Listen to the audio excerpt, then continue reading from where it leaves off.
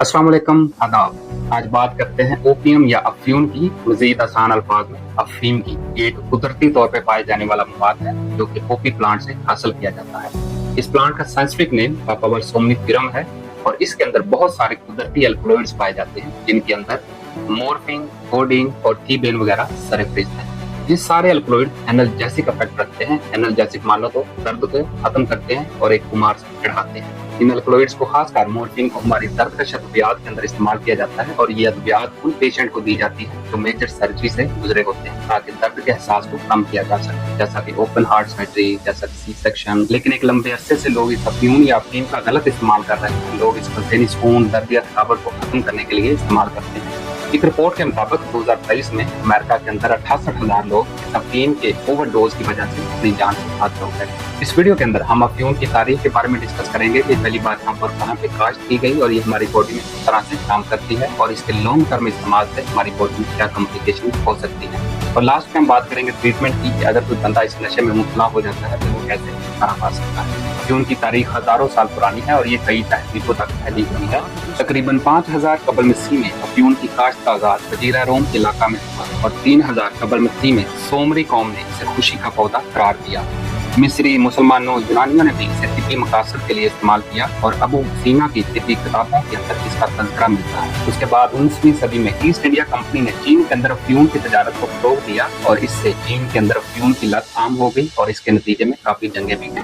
20वीं सदी में अफ्यून और इसकी स्मगलिंग को कानूनी तौर पर कंट्रोल करने की कोशिशें की गई और आज भी अफ्यून का तिब्ब के अंदर बहुत अहम किरदार है, लेकिन इसका गलत इस्तेमाल आलमी सतह पर एक मसला बना हुआ है। अफ्यून को काफी तरीकों से इस्तेमाल किया जाता है। कुछ लोग इसका स्मोक करते हैं, कुछ लोग इसको खाते हैं और कुछ लोग इसको बॉडी के अंदर इंजेक्ट करते हैं। याद रहे कि अफ्यून के अंदर जो असरदार कंपाउंड है वो है मॉर्फिन और आजकल मॉर्फिन से कुछ सेमी सिंथेटिक और कुछ सिंथेटिक कंपाउंड बनाए गए हैं जो कि मॉर्फिन से 1000 गुना ज्यादा पावरफुल और पोटेंट है। जैसा कि हीरोइन एक सेमी सिंथेटिक कंपाउंड है जो इस मॉर्फिन से ही बनाया गया है और ये कई गुना ज्यादा मॉर्फिन से पोटेंट और तेज होता है और ये बड़ी आसानी से ब्लड ब्रेन बैरियर क्रॉस कर लेता है और फौरी तौर पे बंदे को नशे में मुब्तला कर देता है।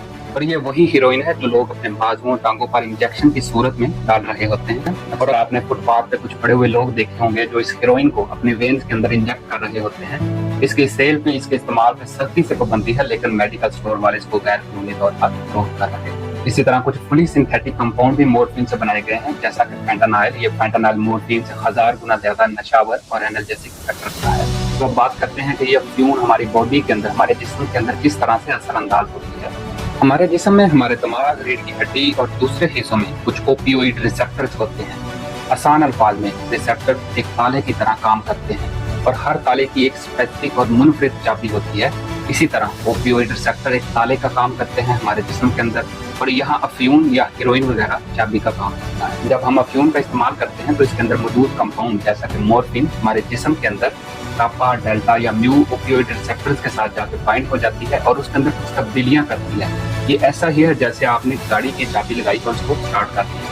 इन कन्फर्मेशनल चेंजेस की वजह से हमारे जिस्म के अंदर कुछ प्रोटीन जैसा कि जी प्रोटीन एक्टिवेट हो जाती है और एक केमिकल रिएक्शन की चेन चल पड़ती है और इस केमिकल रिएक्शन की चेन का जो एंड रिजल्ट होता है उसमें कुछ मॉलिक्यूल की प्रोडक्शन को रोक दिया जाता है और ये मॉलिक्यूल दर्द का एहसास दिलाते हैं, जैसा कि ग्लूटामेट और गाबा न्यूरोट्रांसमीटर की प्रोडक्शन को रोक दिया जाता है और ये मॉलिक्यूल हमारे जिस्म में दर्द का एहसास पैदा करते हैं। जब हमारे जिस्म में दर्द का एहसास पैदा करने वाले न्यूरोट्रांसमीटर्स बनना बंद हो जाएंगे तो हमारे दिमाग को दर्द का सिग्नल नहीं जाएगा और हम पे एक नशा, हम पे एक खुमार सा तारी हो जाएगा और मजीद हमारे जिस्म में डोपामिन रिलीज होना शुरू हो जाएगा जो यूफोरिया जैसी सूरत हाल पैदा कर देगा, जिससे आपको सेल्फ प्लेजर आना शुरू हो जाएगा और आप एक दूसरी ही दुनिया में कुछ देर के लिए प्रवेश कर जाएंगे। और उसके बाद ये अफ्यून हमारे दिमाग के उस हिस्से पर अपना असर दिखाती है जो हिस्सा फेफड़ों और सांस लेने के अमल को कंट्रोल करता है। ये उस हिस्से को सप्रेस कर देती है जिससे सांस लेने का जो अमल है वो बहुत स्लो हो जाता है। अफ्यून के ओवरडोज की वजह से हमारे लंग्स या फेफड़े फेल हो जाते हैं और सांस लेने का अमल रुक जाता है और इंसान कोमा में चला जाता है। और अगर फौरी तौर पर रेस्क्यू ना किया जाए तो ऑक्सीजन की कमी की वजह से हमारा दिमाग और बॉडी के दूसरे जो ऑर्गन है वो भी फेल हो जाएंगे और मौत वाक़या हो जाएगी। अफ्यून के इस्तेमाल से हमारा जो निज़ाम इंतजाम है वो भी मुतासर होता है और जो स्टूल बनने का प्रोसेस है यानी कि बहाना बनने का जो अमल है वो स्लो हो जाता है और इंसान कंस्टिपेशन या कब्ज में मुब्तला हो जाता है। और अगर ट्रीटमेंट की बात की जाए अफ्यून के ओवरडोज की वजह से जो कॉम्प्लिकेशन या सूरत हाल पैदा होती है या कुछ बंदा बेहोश हो जाता है اور اس اثر کو ریورس کرنے کے لیے مارکیٹ میں نیلوزون ٹیبلٹس ملتی ہیں جو فوری طور پہ اس اثر کو ریورس کر دیتی ہیں اور سانس لینے کا جو عمل ہے اس کو ریسٹور کر دیتی ہیں۔ اور نیلوزون ٹیبلٹس کے ساتھ ایک پرابلم ہے کہ ان کا اثر ہمارے جسم میں کچھ ہی دیر کے لیے رہتا ہے، اس کے بعد یہ بے اثر ہو جاتی ہے۔